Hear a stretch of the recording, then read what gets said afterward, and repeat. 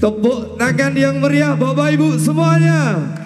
Sekali lagi Sugeng Ambal Warso Bapak Muhammad Israini ingkang kaping 50 sekawan mugi tansah manggih wilujeng panjang yuswa ingkang barokah lan tansah manggih kamulyan kabagian ing saklajengipun. Amin ya rabbal alamin.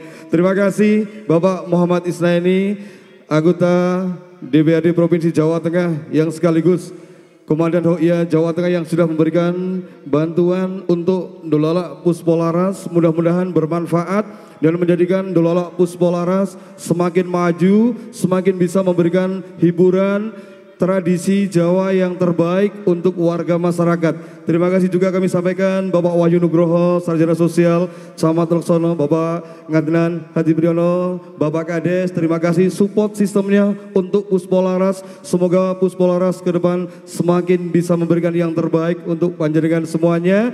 Kita juga ucapkan terima kasih untuk teman-teman Korcam Barisan HOIA se Kabupaten Wonosobo yang hadir.